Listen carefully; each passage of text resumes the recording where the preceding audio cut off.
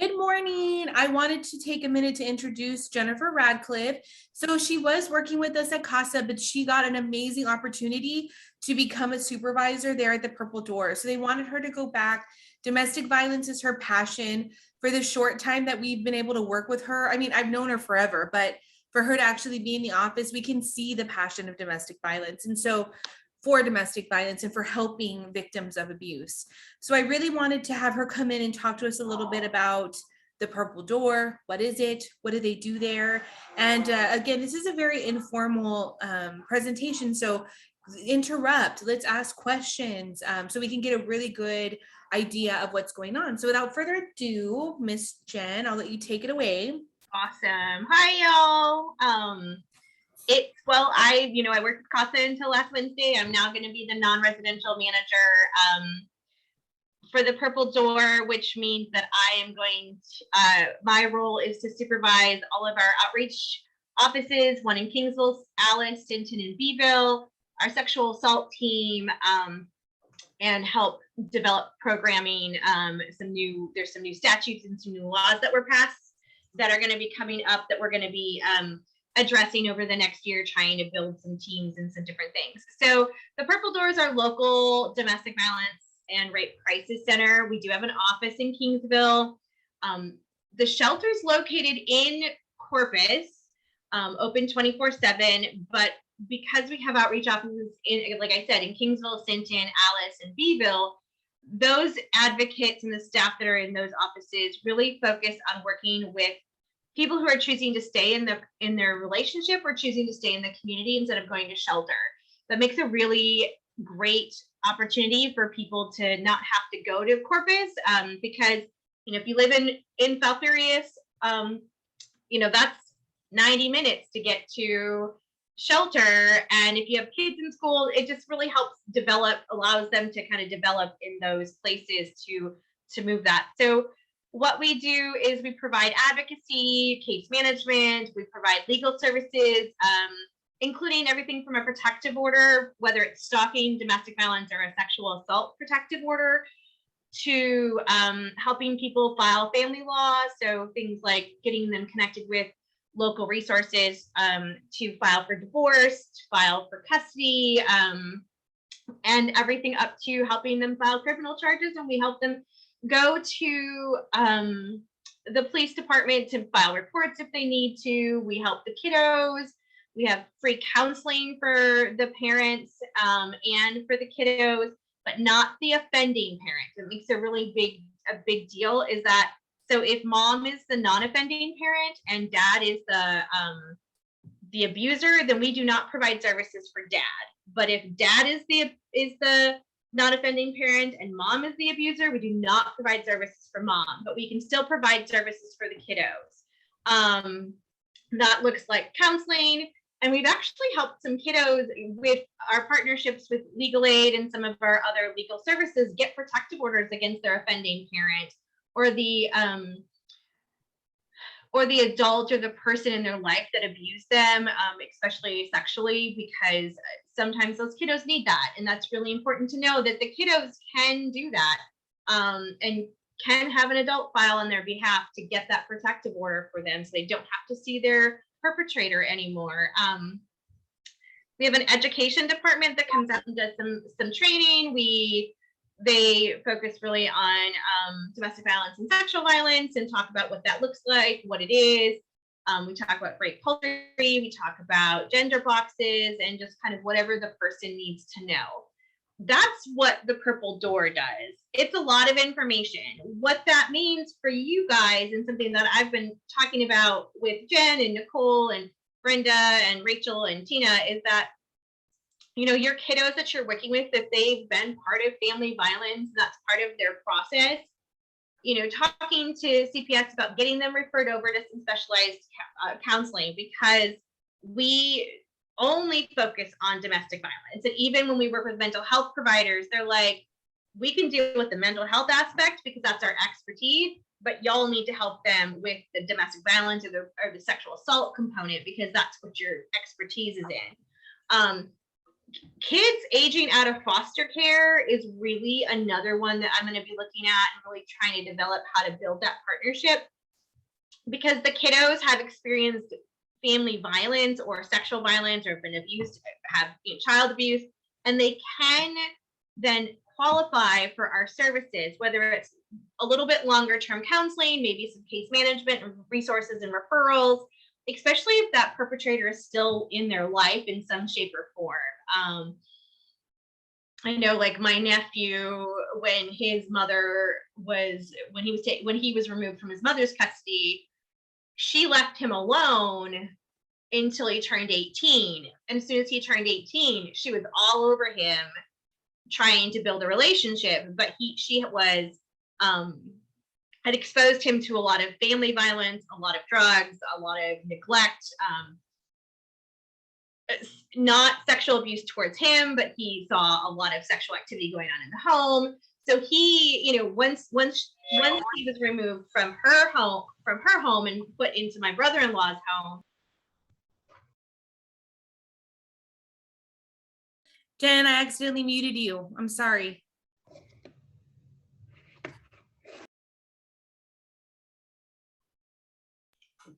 Okay. Can y'all hear me now? Yes. Oh, it's okay. So like what I was saying is, once he was removed from his biological mom's home and put in, and CPS put him in with his with my brother-in-law, there was no contact between him and his bio mom. Like I said, until he was old and until he was an adult. And then all of that trauma from being that child up until the age of 6, he had a hard time dealing with that. So we got him into counseling and doing all those things. So kids aging out of foster care, there is a chance that sometimes the bio parents may try to come back, and that trauma can be really overwhelming. And we're another avenue for them to help navigate that process with your aging out foster care youth. Also, question, Jen. Yeah. Sorry, hold on one second. Why is she working? I guess she was in between trying to get home from wherever she was at. Here she is. Why is she answering the phone? Sorry about that. My question is, if we have a 15-year-old, 16-year-old young woman that has experienced sexual violence at the hands of a family member, do y'all offer any services for that age, even though she's in care? Like, do you have any services there? Yes. So the way we work around it is that because the department has guardianship of the child, the CPS can make the referral on their behalf, and they can sign the paperwork for the parents on behalf of the parents, because the parents don't have, because they're the technical guardians of the child at the time. We will probably ask that the parents are okay with it, because we don't want to cause, situations, but I've done that with several teenagers and younger kids, that if the department has custody and they're the guardian of record, then we can let them come in and do this process with them. So just to be clear, CASA volunteers cannot make the referral. It has to be the guardian. It does have, the CASA can make a referral, but because if they're a minor, we have to have parental or guardian consent. And because CASA is not the guardian, then we have to then that's how the department or the moms or the parents get involved, because we do have to have that signed consent form, because they're not able to give consent for like counseling or any kind of treatment. But that's something you can do, like when you're going to court, or even talking to CPS about like, hey, this kid needs a little more, this kiddo, the stepdad has sexually abused this child for, years. And I think we need to get this person, we need to get her or him a protective order. And, we know we can go through the purple door, because they have legal things that we can do that. And so then we would connect with that.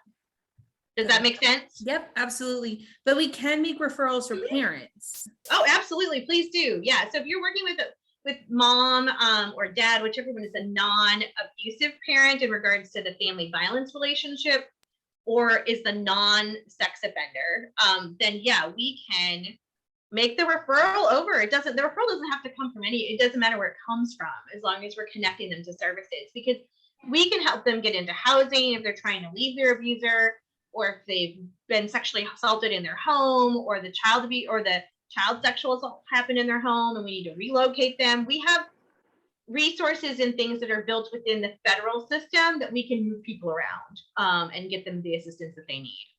Wow, that's good to know. Yeah, there's a lot. Like I could the girls know I can talk about this for hours, because there's so much more that people just don't understand of what the federal government has done and what the state government has done to build up a really good support system and a really good structure for our survivors. So let's talk a little bit about the survivors in general. Mm-hmm. What is domestic violence? Why is this happening in our area? How prevalent is it here? And why don't the victims just leave?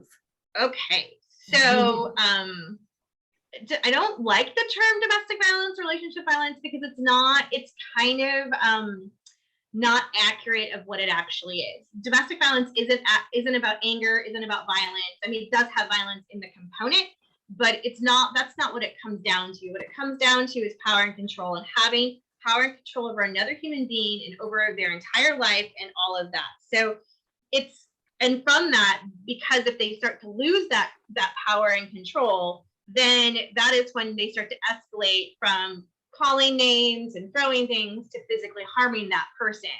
And most people think of family violence, domestic violence, relationship violence as just the physical aspects of the bruises and the bumps and the broken noses and all of those things, but it's actually all the rest of it. So it's the manipulation of putting the blame on the victim. It's using the children against her or him, threatening to kill themselves, emotional abuse. It can be financial abuse. I had a client that her partner they were really well off, and they didn't one misnomer, at least let me go back. One misnomer is that a lot of people believe that family violence means that you're maybe in a low income bracket, but this is a crime that does not discriminate.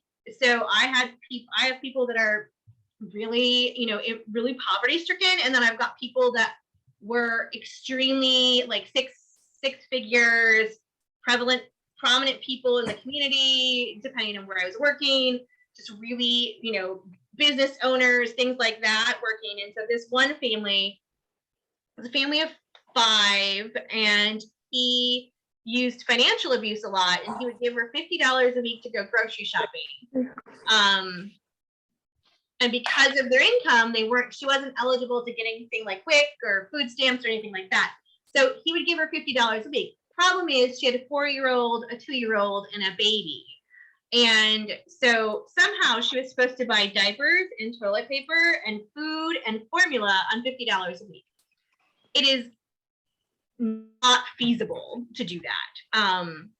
We know diapers are really expensive. We know formula is crazy. So she had to figure out how to get what she needed so that when she came back to the house, she had all the things that needed. So one thing that the Purple Door does and some of the other agencies in town is, we have a small food bank. We have things like hygiene items and diapers and wipes and formula and things that when people are in this financial abuse where they're being controlled and the person doesn't allow them access to the funds, we can supplement some of those more expensive things to allow them then to be able to spend the $50 on, getting some food for the week, or putting gas in her car. I had another one where he knew from the house to HEB how many miles it was, and he would check the odometer when she would leave, and he would check it when she would get back, and she could not deviate from the route he had planned for her of how to get there. So she would call me on a secret phone and tell me she was on her way to HEB and if I could meet her, and then we would do our session while she was grocery shopping, because it was the only time she could get away to start planning how to leave that situation. So when I say, that wasn't, and there wasn't really any physical violence going on. There was some, but not, it had been years since he put his hands on her, but he was using power and control to control the entire situation. So, you know, controlling the car, she wasn't allowed to work, she wasn't allowed to have friends, she really couldn't do X, Y, and Z without causing problems. And she had learned to live in this situation so it didn't escalate into physical violence. So does that help answer some of your questions of what it looks like, Nicole? Yes. And Yeah. And I have a question. Yes. Yeah. Does it look like, do you often see that women who are being abused in those type of ways, or not just women, just anybody in general, don't consider that domestic violence because they're not treated? Yes. So until they come in for services, they really are like, my clients would minimize their situation. And so it would be, well, you know, he doesn't hit me, and he hasn't broken any bones like my dad did to my mom. And so it's not as bad as it could be, but it's still bad. It is still not okay for someone to have that much control and power over another human being. I guess, and that's really important for y'all when you're working with the moms and they've been identified, or when you're working with the families and they've been identified with family violence in their home. It's important to know that whichever one is the non-offending parent, she's making decisions to ensure that her children are safe and in the best way she possibly knows. And so what looks unsafe to us, it's probably safe for her. And that's a really hard concept to grasp. Can you give me a specific example? Yes. So, for example, you know, maybe the police were called to a family violence incident because, you know, the neighbors heard them screaming and heard her being thrown across the room and heard a lot of stuff. What they don't know, and the children were present, which causes the CPS to be called. What they don't know is that he got angry because the 7-year-old little boy spilled his milk on the floor, and she didn't, and so he was already kind of on edge, and he started to lose it to the child. The mom intervened, and she got the beating instead of him. And so understanding that is going to happen, and sometimes that process is very, you know, and so, yeah, the children were there, but most of the time the mom is taking the brunt of the abuse because she's trying to protect her children as best possible within the situation. It is not easy. Is that a good example, Nicole? Oh, yes. Okay. I think that really changes how you look at a domestic violence situation, is that we know what is happening when somebody shows up, but we do not know what happened to her. We don't know what triggered the incident to happen. And so that's really important to find out, like, why did this happen? Because maybe maybe she's not a non-protective parent. Maybe she is protecting them. It just looks different than than what we think it should look like. I have a question regarding, so we're talking about domestic violence in the home or intimate partner violence. We're talking about kids being present. What happens when a victim tries to leave and the kids are kind of in the middle? Ugh. Do you guys help with any type of legal recourse to try to get custody of those kids? Yeah. Because I can only imagine in that scenario you just gave me, taking the brunt of a beating for my 7-year-old, and then the fear that I would be under trying to leave this man to protect myself, but being worried about him having access to those children with me not present.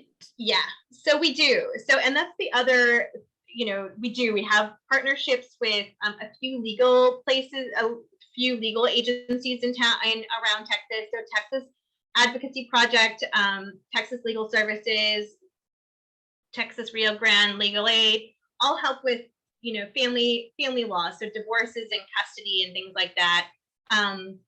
We also can help them file for child support if they so choose. And, you know, leaving, I don't even say like to use the word leaving, because leaving means you have a choice. It's really escaping a situation. It's hard, and it takes someone an average of 7 times to escape that situation, just like any other lifestyle change. And if you think about, if you want to quit smoking or you want to eat better, you want to work out better, like those are lifestyle changes, and sometimes you quit and start over, but in domestic violence, it's not like that simple, but it takes them 7 times, because the most lethal part of that relationship is when he actually decides to leave with the kids. And that is when the highest percentages of homicides will happen. I had somebody who escaped, and he burned her house down. And then he was in jail. And from there, he continued to harass her from county jail, waiting to be charged for these things. What is the police recourse for instances like that? Well, that's where it gets kind of fuzzy, because the statutes are different. The statutes are really, if the person chooses to do, like, if they can choose to file criminal charges, and just like the rest of us, for some people, if they're in this situation, it is actually safer for them not to, this is going to blow y'all's mind, it's safer for them not to file charges, because they know, or even call law enforcement to a situation, because they just know what's going to happen after everything leaves. But in a situation where it's an actual criminal act like arson, they're going to get arrested, they're going to get prosecuted through the criminal justice system, and hopefully they'll get, they'll go to prison, or they'll have some type of probation where there's some monitoring, which causes things to be a little better, depending on how it's written up in that situation. He's in prison now because there were other things, like she had a protective order and he violated the protective order on a daily basis. It was multiple counties were involved. It was a mess, but he's in prison now. She's fine, has created a new life and has moved on and moved out of the area, and did what she had to do to keep her kids safe. But in that, like when it's an actual, like that, they're going to go ahead and make the arrest and get them arrested. But if it's just that they're responding to a domestic violence call, law enforcement's going to assess the situation and determine whether or not there's enough evidence, or there's enough there to make the arrest.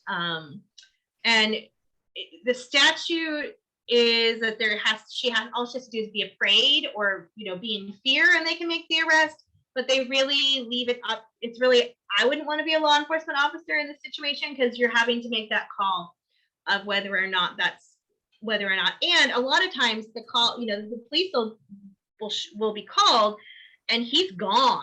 Like he will leave and go, so there's nothing they can do. He's gonna come back, and then it'll work its way, and then there's repercussions for her calling or having somebody else call on her behalf.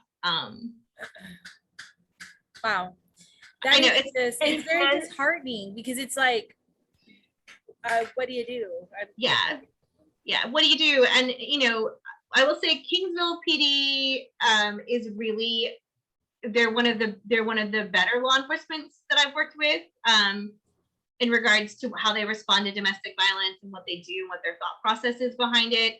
It's pretty fantastic. I think we're really lucky. In Kingsville, I can say we're averaging, on average, we're getting one call a day. So you've got to think, like, if we get 30 or 40 calls in a month, we're saying it's one a day, but really it could be 5 one day, and then there might not be another call for 2 or 3 days, and then there could be like 10 calls. But it's also the way the statute is written, it's hard to differentiate between what is family violence and what's not. So there is a statute, there's a code that's assault family violence, with strangulation, without strangulation. But if there's they could also move it up to assault, aggravated assault with a deadly weapon, depending on what happened. There could also be aggravated assault. There could be, there could be disorderly conduct. There could be terroristic threats. Depending on what happens, going to depend on what the charge is. And so it's not cookie cutter of like, oh, well, this is family violence, because it could be family violence, but it's also all these other things wrapped up into it. And so a lot of times, because family violence is just a misdemeanor charge, they may try to go for a felony charge because the chances are that there'll be more accountability in the felony court than there would be in like a misdemeanor court. I know, am I blowing your all's mind right now? I have a question. Yeah. Do you know in Kingsville, I know in some areas when the police are called for family violence, somebody is required to go to jail, like somebody has to go to jail. Is that like that here in Kingsville? It's in the statute that if it meets a certain criteria, you can make the arrest. But honestly, the arrest happen if it's, if the perpetrator is there, they're probably going to make the arrest. But if the perpetrator is not present, you can't make an arrest. Right. So then they'll go through the process of, doing the investigation, going ahead and then getting a warrant and then doing it that way. 9 times out of 10, the perpetrator is going to be gone from the home or from the place where it's happening by the time law enforcement shows up. But that doesn't stop them from doing their job. It just looks differently than having the arrest. But they do arrest if they can find the person and they're physically in the location, then they will make the arrest.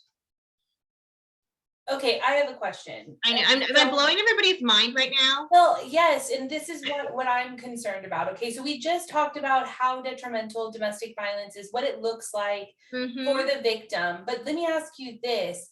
How does it affect the children? Oh my God, those poor babies. What services does the Purple Door provide for children that have grown up in this type of environment?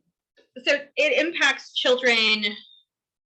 I'll never, in ways you can't. I mean, you guys see it being CASA volunteers and being advocates and working with the kiddos. So you see what happens, but what they're learning, they're living in a state of fear. They're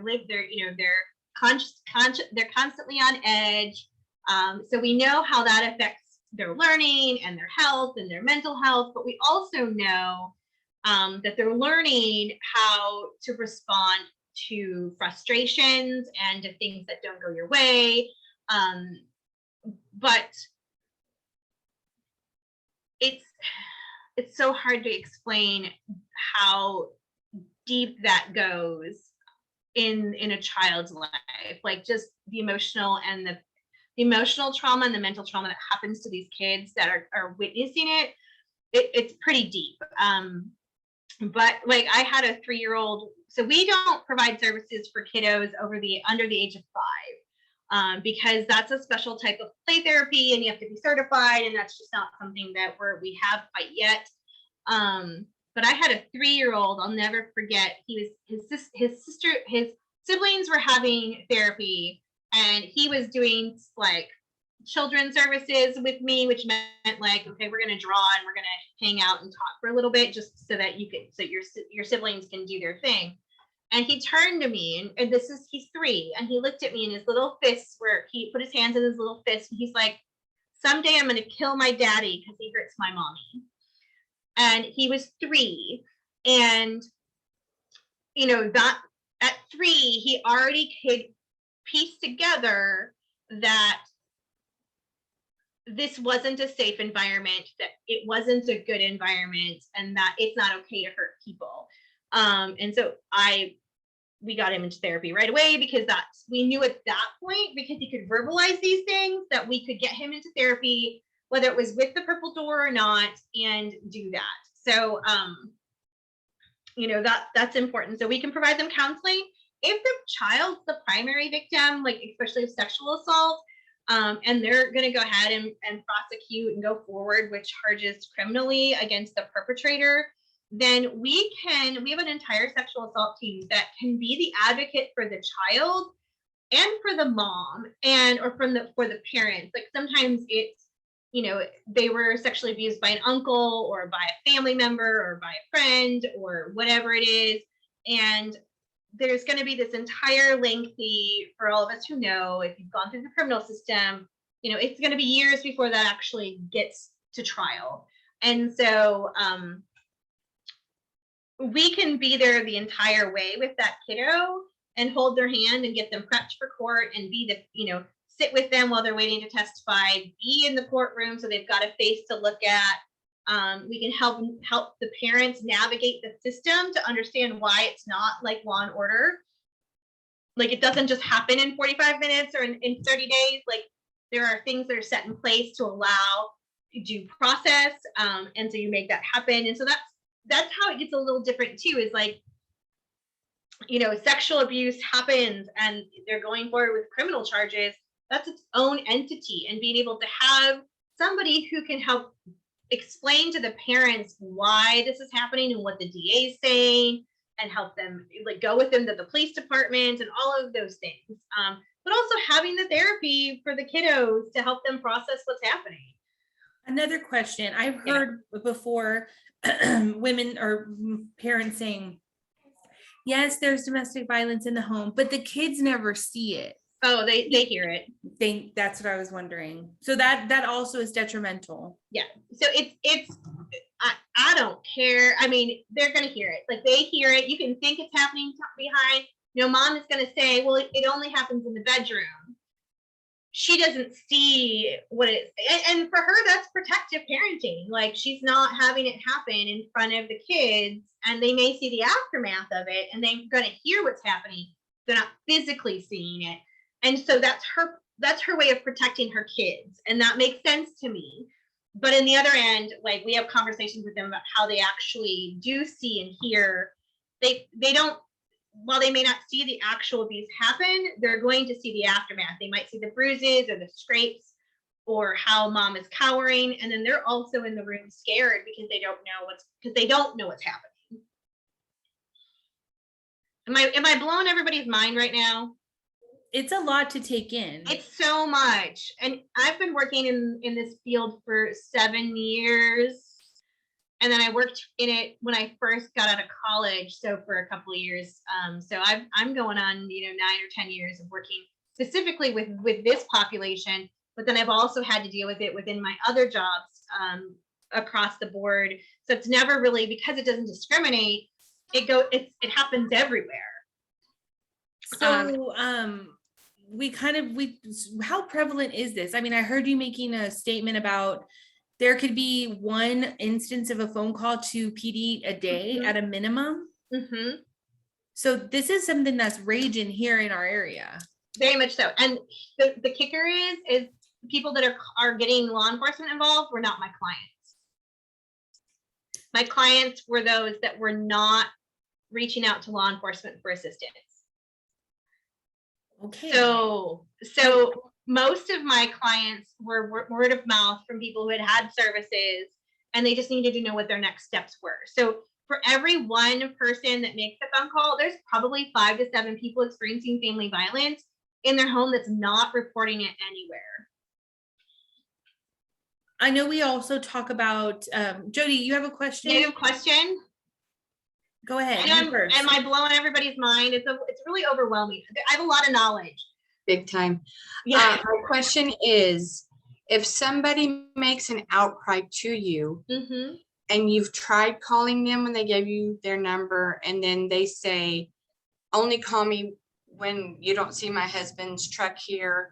Yep. And they don't send their kids to public school anymore. They're forced to homeschool.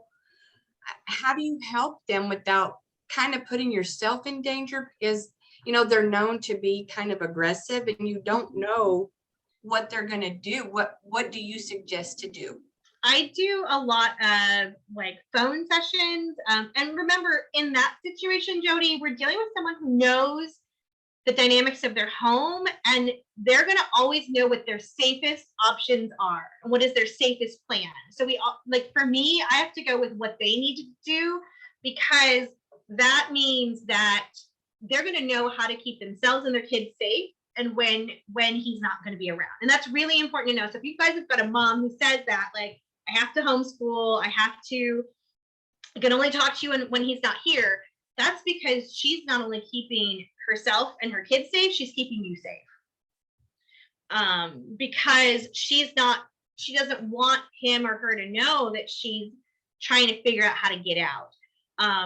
In those situations, I would always suggest things like, hey, where are places that you normally go with the kids where you wouldn't question? So the library, I know, like, and sometimes it's nowhere. And you're just like, that's the lady in the HEB. That was how I met her, because like that's how we had our sessions, because it was the only time he wasn't with her was at HEB. So it's figuring those things out. And sometimes it just means that she's got a phone, or, you know, she's got a phone, even though he's got access to the phone, she can, like my staff and I, we all have Google Voice numbers, so it doesn't even go to the purple door. And the team. So like that means, don't ask me what they are, because I don't know what the numbers are right now. But that means that that even when it pops up on their cell phone, it's not going to show the purple door in the thing. It's going to just show a number, and they can put it in. I've been Uncle Ed. I've been grandma. I've been mom. I've been whatever they've decided to put me in their phone as. And so that there's no questions about like some random person calling with, you know, professional person calling. And so it's just getting creative with, and if it means like, yeah, if it means dropping, I've done it when they've dropped the kids off at a friend's house for a play date, like literally met them at the corner for a 5-minute conversation. We always hear in our training that leaving is the most dangerous time for a victim, because that power and control is being taken away from the perpetrator. So as CASA volunteers, you know, we teach in our class not to ever pressure a woman to try to leave, or a victim to try to leave, because it could be very dangerous. Can you explain a little bit why it's dangerous and what we could do instead to assist in that? Yeah, I'm going to be honest and say I never really encouraged my clients to go to shelter, because sometimes that seems like the safest place, but that's not always the safest place to be, or even to leave, because that's not. The thing is your clients are going to know what's safe for them. I have some clients that they won't leave until the kids are out, because she knows that's her safest option. Family violence survivors are always going to know, they're always going to be putting their safety first. It just looks different than what we think it needs to look like. And that's a really hard concept to do. So it is. And what happens is as he loses control of the situation of her and of the kids, that makes him escalate. And a lot of times it escalates into more violence, or it can escalate into homicide. And you know, I've lost clients from homicide because they have escaped, and he found her, and he, you know, did terrible things. And I have also had them escape, and you know, he found where she was staying and would harass her and stalk her and leave threatening things, and so then you have to relocate her to a new place if she decides she wants to, if that's her safest option. Again, for my industry and what we do, our clients know their safest option. So safe is going to always look different. I have another question. Yeah. What advice would you give to us as friends and family members of victims who are frustrated with, you know, them coming to us and letting us know what's going on and confiding in us about the abuse, and then we're like, well, you need to get out of there, or you need to do something, or you need to contact, what would you say to us as friends when we're frustrated with what's going on? You know, it is really frustrating, but it all goes back to them are the experts in their life. Just like we're experts in our life, they're experts in their life, and they're making decisions that are, like I keep saying, the best for them. And so was it frustrating for me as an advocate to see someone, you know, come back every few months? Absolutely. It's like, oh my gosh, you were almost there. The biggest thing is just say, I support you. I am here for you. I will be here for you, and leave it at that. And if you ever want to look at other options, I have other places, you know, I can connect you. I've got, you know, there's an advocate at the Purple Door where you can call anonymously and ask for information. You don't even have to be a client. You can just call and be like, hey, and this is what we call a crisis. What's considered a hotline call is, they don't want services, but they want to know information. So they can call and get some information about what's happening. Don't blame them. Don't put the responsibility on her, because she's already feeling all of this inside, and she's feeling guilty because she can't leave, or it's not safe for her to leave. She's frustrated, and all she needs is someone to say, I'm here to support you, whatever decision you make. I am not going to leave you or judge you. Okay, here's another question. Yeah. I'm sorry. I know. This is what something that's really, when you're talking about all this and we're talking about the family unit and the children experiencing this, at what point is that a hotline call for CPS? At what point is that, a child abuse? I think that it's case by case. I can't say, that this is, have I called on my clients? Absolutely. And not because of physical abuse or because of sexual abuse, but because the violence had escalated so badly that the child tried to intervene and he was thrown across the room. Like that's a CPS call. If the children are present, I'm going to make a CPS call, because even though I know that she's trying to be a protective parent, because she's taking, a lot of times it's her taking all of the abuse, so the kids are spared. But it's really case by case. It's really looking at the situation and just deciding, are the children in danger? And Nick, I know something you teach in training is that it's not our job to be the investigators. Right. It's investigation's job to be the investigators. So if we're suspecting of it and make that call to the hotline, it will be investigated. Right.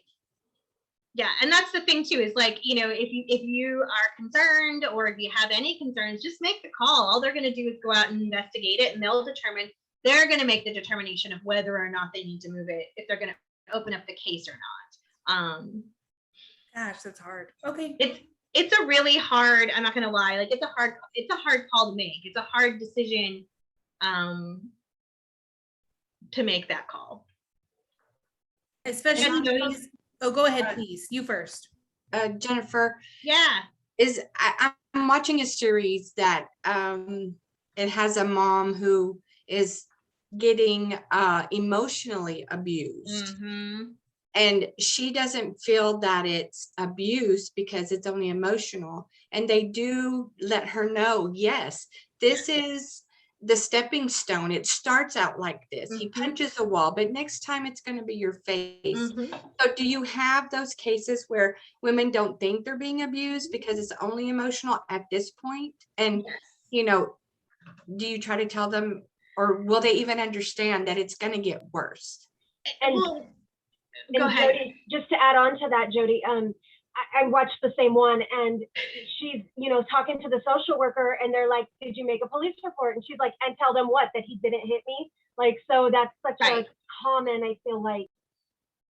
Yeah, so you can't do a police report if it's not a physical assault. So let me go with that. So yeah, all the other stuff we talked about, financial, emotional, mental, manipulation, all of that is just kind of there. So yeah, it's hard when that is, and I would educate them on, especially my CPS parents that would be referred because they identified that there was family violence in the home, or there had been a history of family violence. And I would sit with the mom and do the assessment and be like, okay, let's look at this and look at the wheel, and I think you guys get the wheel in training. But let's look at these things. Are these any of the things that are happening in your home? Does he call you names? Does he throw things at you? Does he throw the TV at, has he picked up the TV and thrown it against the wall because he's frustrated? Those are all signs of things that potentially could escalate into physical violence. But also, I have people where they've never ever been touched by their partner, ever. It was all the other stuff. It was all the manipulation. It was all financial abuse. It was all emotional abuse.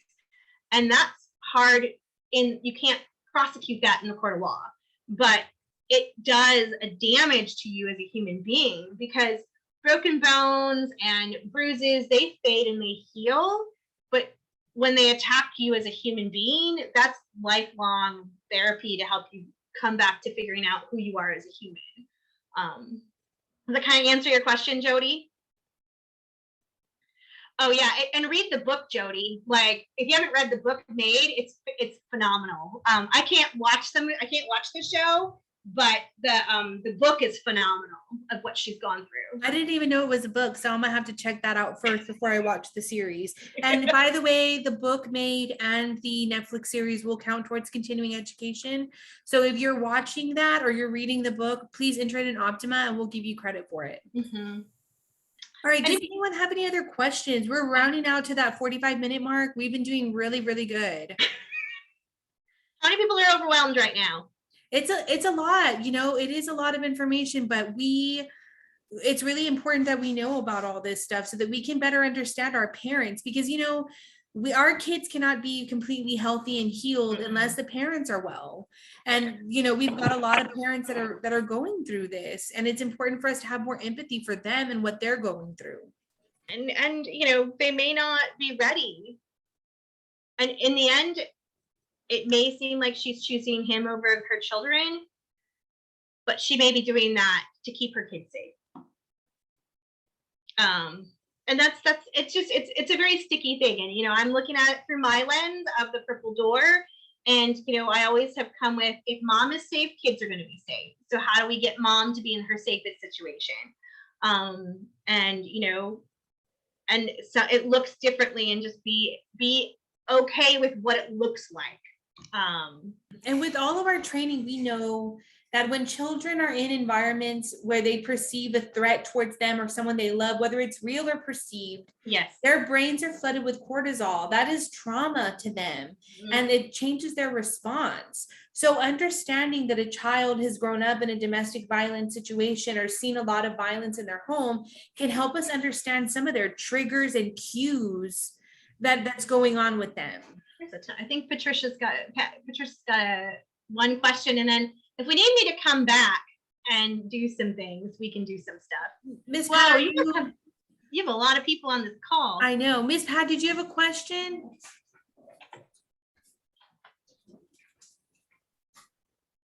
No. Okay. Anybody else have questions or have a statement or anything they'd like to say?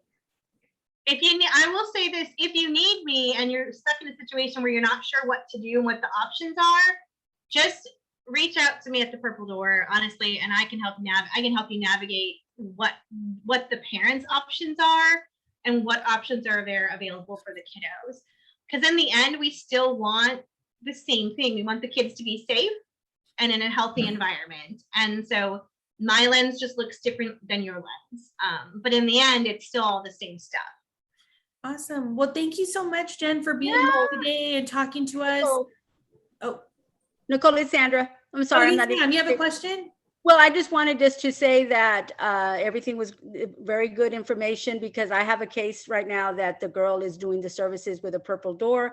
I have a newfound, a more information of what the Purple Door is, and I'm hoping that she's going to use every avenue to help her in her situation, because there is abuse in that case. So I was eager to join this Zoom today, because it's going to teach me some new tools that I can be aware of, or ask her, or she's sharing, or something that I would have an insight to, the right information that I have just listened today. So thank you so much. Yes, thank you, Sandra.